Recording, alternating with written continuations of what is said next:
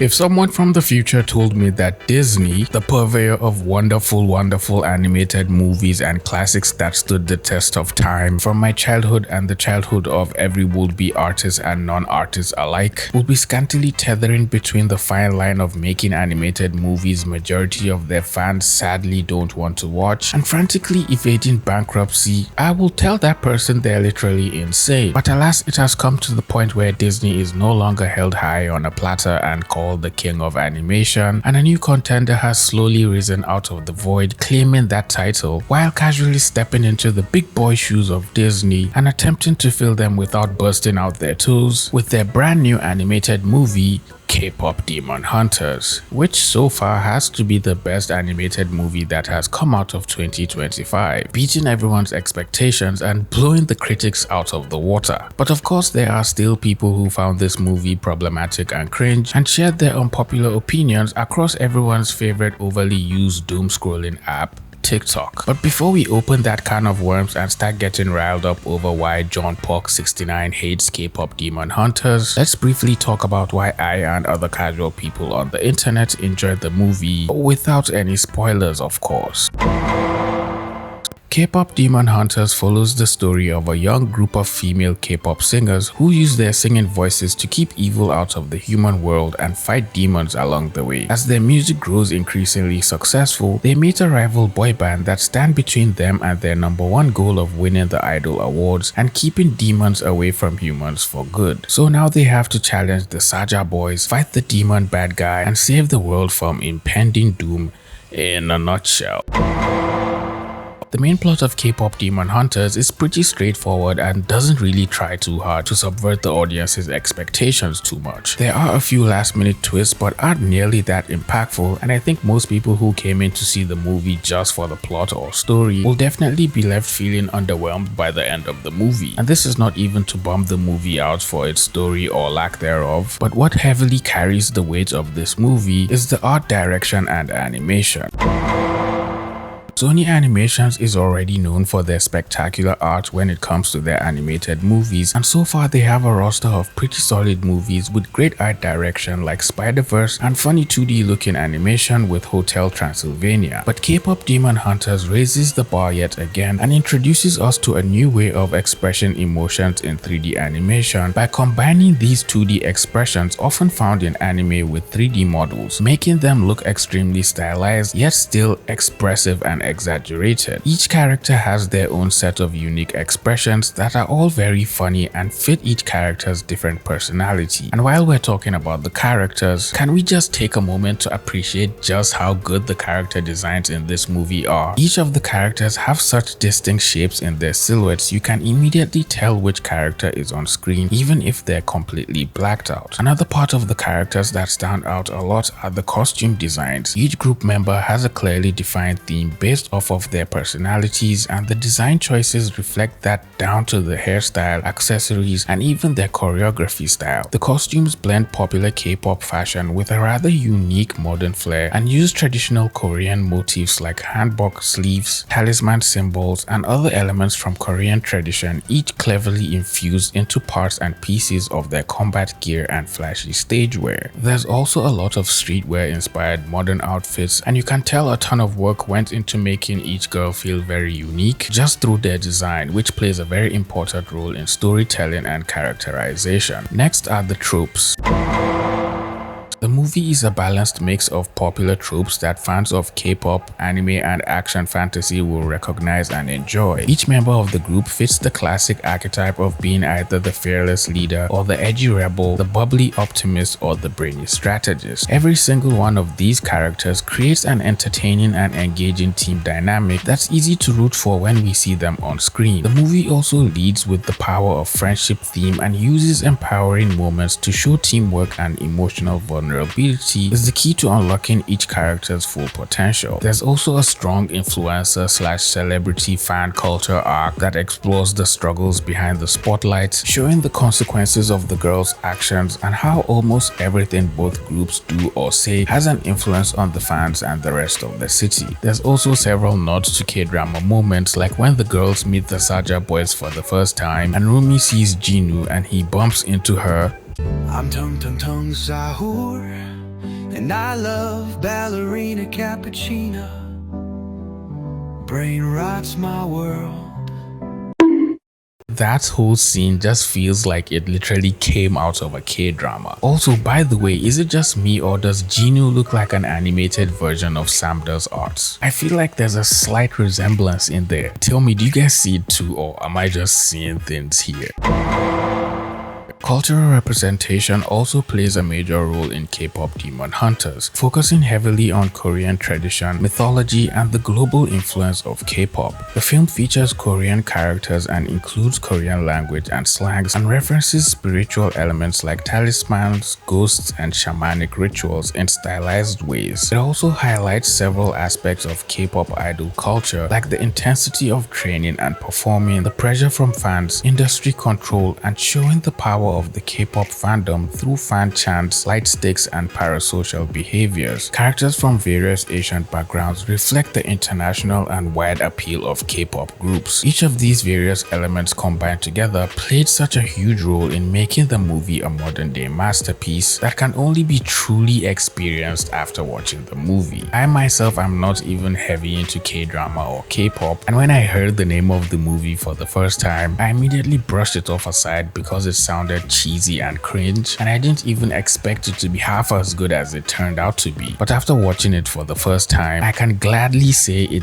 blew all my expectations out of the water. The sheer amount of fan art that came out of this movie is just so insane. It literally has given me so many amazing artists to go follow and learn from just because of how good all their art looked. With all the fan art and amazing drawings that have come out of K-pop Demon Hunters, it will seem this is a perfect time to start drawing again and sharpening those art muscles by practicing the fundamentals of art and everything else. And for beginners just starting out with drawing, this might be the best time to kickstart your art journey with the help of today's sponsor, Skillshare. Skillshare is the largest online learning community for digital creators and people looking to acquire a new skill or learn a new hobby to pass their time. Skillshare has hundreds of online classes over different topics from digital art and photography to music, productivity, and even becoming a YouTuber. And if you're just starting with digital art or trying to brush up your drawing knowledge, you can join this fantastic class from Blue Biscuits, The Fundamentals of Artistic Expression, which covers the basics of digital art from brushes to digital tablets, all the way up to anatomy, proportions, and drawing the human figure. And one thing I really love about this class is you can always come back to it even as an experienced artist whenever you want to refresh your memory on the fundamentals of art, or you just need to practice drawing for a few hours. The good folks at Skillshare want to help you improve and learn something new, so they're giving the first 500 people who click my link or scan the QR code a 1-month free trial of Skillshare. So click the link in the description to start your free trial, or use my discount code, which will also be on the screen. All the links will be in the description, and a big thank you to Skillshare for sponsoring this video.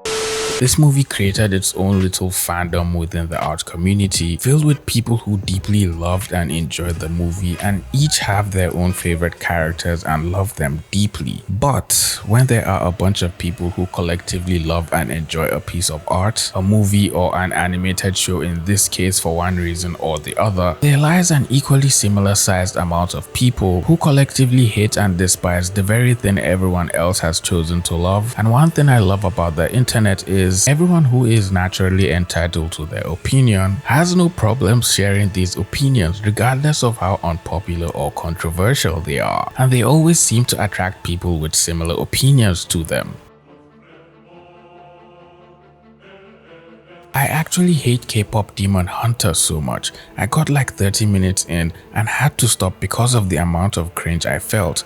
This makes me not want to be a K-pop fan anymore. Also, why did they have to make baby Saja look like Suga from BTS? He reminds me of Turning Red and just feels like millennial humor. I am definitely a hater of K-pop Demon Hunters. That was a lot. I think it's pretty common to find characters in animated movies and video games to look like someone in real life, because sometimes these characters are directly based off of a real person, or in some cases real people are used as reference to inspire the design of the character, so they could have one or two resemblances to an actual person, even if they're not related at all. Also, out of all the characters in the Saja boys, bro decided to hate on the coolest one. Like, come on, can we all just agree Baby Saja is peak? Just look at him. Goo goo gaga. You can hate on anyone else, I would urge you not to, but like, Baby Saja is just a no-no. I also found that people in the comments of this video all seem to agree that the movie was cringe and were apparently calling it a kids movie and making fun of it. Way to go, Captain Obvious. Such an amazing discovery you have made. If it weren't for you, I wouldn't have figured that out for myself. Oh, thank you so much. The world has forever been changed by this remarkable discovery, Christopher Columbus. I fucking swear I hate the song Soda Pop so much. The entire movie is like a Wattpad written by a middle schooler. Did I mention that the movie also has amazing music? Like literally some of the songs in this movie were so good they actually started topping charts over actual K-pop songs. K-pop Demon Hunters? What the hell even is this? How did an animated K-pop group beat my glorious king Jungkook? These guys managed to get top 2 in Spotify for biggest hits in K-pop when Jungkook's group got number 3 with Dynamite. So you're telling me they managed to beat Jungkook's record that lasted for like I don't even know how many years in just a matter of a week? A few days? Who are these guys? Yo guys, let me know if this is a K-drama worth watching, cause yo, what? K-pop Demon Hunters, what could this show possibly be about? What, like the K-pop guys are demons and the fangirls are hunting them down? How is this show interesting? Please let me know. Maybe I'm just being a hater because they, knocked my boy Jung off. But let me know if I should watch this. Is this show peak? Is all the hype worth it? At the end of the day though, even though K-pop Demon Hunters has taken our king spot, in our hearts, our king spot will always be reserved. K-pop Demon Hunters, well, just because you got number 2, don't mean that you're better than my boy. And that's facts. And I understand not everyone will enjoy K-pop and listen to that genre of music, but you really have to have a thick cloud of hate in your heart to just blatantly hate on a particular song so bad, or even deny that not one song in the entire movie sounds good, which is a lie, by the way. Someone even called it Pinterest humor ass movie, which is just crazy. I would rather watch Transformers The Last Night than the K-pop movie. This person is choosing to torture themselves watching Mark Wahlberg talking out of breath for over 2 hours. For Mark Wahlberg, you just gotta pretend like somebody told you to get down and do 500 push-ups, then you stand up and say the first thing that comes to your mind. What the hell is wrong with you? This looks cool, but it being called K-pop Demon Hunters is a big turnoff. Alright, so we're running out of things to hate about the movie, so we're just choosing to hate on the name? I mean, some of the names suggested in the comments of this TikTok weren't half bad, but people kept calling the name cringe, saying it sounded like a Wattpad story. But honestly, I don't really see the big deal with the name. There's nothing wrong with it. It's literally a movie based off of K-drama, K-pop, and K-pop idols. I feel like people are just taking offense because the word K-pop is in the title. Apparently, K-pop makes it sound cringe and misleading for some reason. But the comment I found the most hilarious was this one that said it took them 9 years to make the movie and they still couldn't come up with a better name than K-pop Demon Hunters. Now that's just crazy. Some people also had an issue with the ending of the movie and felt it was subpar, saying it could have been better, bringing up words like redemption arc and romance, just saying that to avoid spoiling the entire plot of the movie. But the people who have seen the movie will definitely understand what I'm saying. And to me, I felt the ending was pretty much okay. It basically leaves the audience guessing if there will be a sequel or not. And I can speak for everyone when I say we want that sequel. But I really want to know your thoughts on this. Do you think the movie had a bad ending? Do you like how it ended? Let me know your thoughts in the comments. Another controversial opinion I saw on TikTok was people saying Christians were using the movie as a point to prove that the devil can get to you through music, but then the entire comments were people stating that Korean folklore has nothing to do with religion, and even if it did, Christianity apparently hadn't been introduced during that time period. Other people just wanted to enjoy the movie for what it was and separate religion from Korean culture for the most part. As a Christian, I absolutely love this movie and the biblical references. I know it's not a Christian movie, but as a true child of God, I do make everything about Jesus, and y'all are just going to have to be mad about that because I absolutely see the correlation and spiritual takeaways from this movie. I love how it shows the corruption of the world and how people can be tormented or deceived by demons, and if they pick up their cross, listen to the Holy Spirit, worship and praise, then you'll be fine. Amen. Reading the comments under this video was very interesting. Some people who watched the movie and weren't paying close attention to all the hidden political cues like myself, or didn't know a lot about Korean history or politics like myself, were amazed by all the little hidden cues and details in the movie. While some of the not so subtle themes were criticizing the toxicity of the idol industry, other little hidden Easter eggs were being interpreted by people in the comments to mean different things, which brought up interesting conversations. People keep hyping K-pop Demon Hunters, but honestly, I don't get it.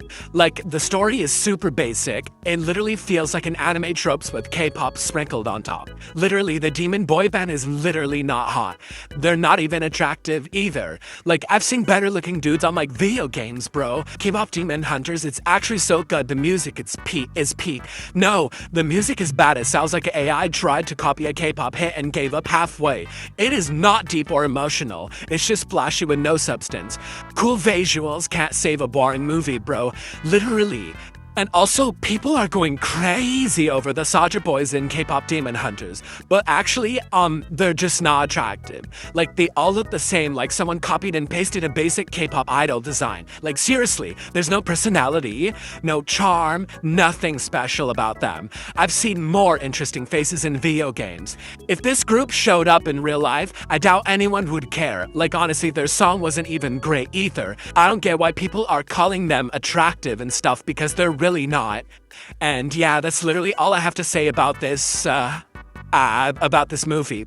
Mia out. Holy yap, I didn't even order for a yappuccino. How it feels to like anything popular in 2025. I mean, we are all entitled to our opinions. I can't force you to watch the movie, and you also can't force me to hate the movie on the other hand. Basically, we can all agree to disagree, I guess. Yo, we need to talk. I don't like K-pop Demon Hunter. We already have a lot of feminine type of men in this generation, and this movie is already making them even more feminine with their girly ass songs and shit. I can't tell you how many times I've seen like large guys like me actually fucking expressing how they love all the girly songs and shit. It's not cute.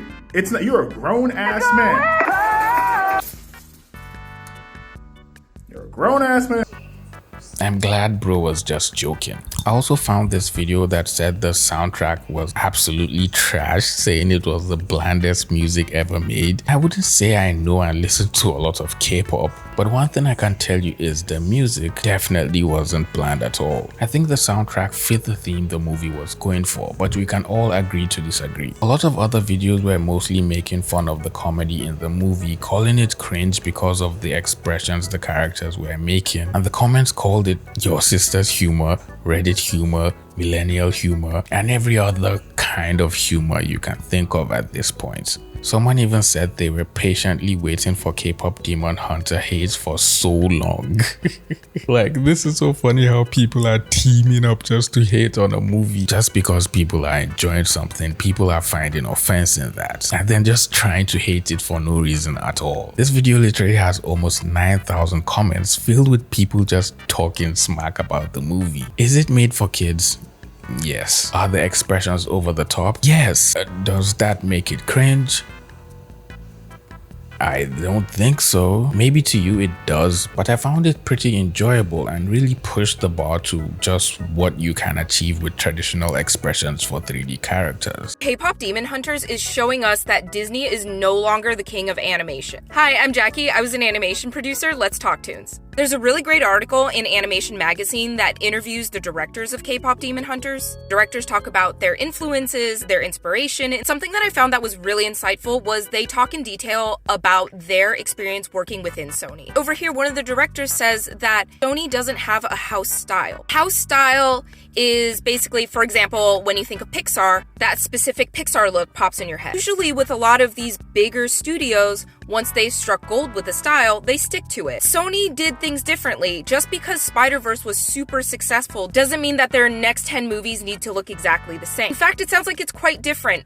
Over here, one of the directors says that he did not feel any pressure to innovate on a brand new style, and that they were allowed and encouraged to explore a bunch of visual styles, play in that sandbox, and land on a style that the creative directors felt that would work best for Demon Hunter. Even further, down here, Maggie Kang talks about how she was almost fully expecting to have to fight tooth and nail every step of the way of development. But actually, it sounds like the opposite happened, and that Sony and Netflix were really supportive during their development and the production of K-pop Demon Hunter. Disney and Pixar have been around forever. At this point, we know that there's such a big corporation that most of the time their content production and development is pretty rigid. And Sony is doing the opposite. They are doing what Pixar did years ago, which is allowing their creatives, their artists, to iterate and play around and do what they do best, which is create. Especially the week that K-pop Demon Hunters has come out, Pixar has also come out with their summer movie, Elio. Unfortunately, the numbers on that aren't doing great. Congratulations to everybody who worked on this movie, and I'm really excited to see what Sony comes up with next. If they keep operating this way, they are going to pull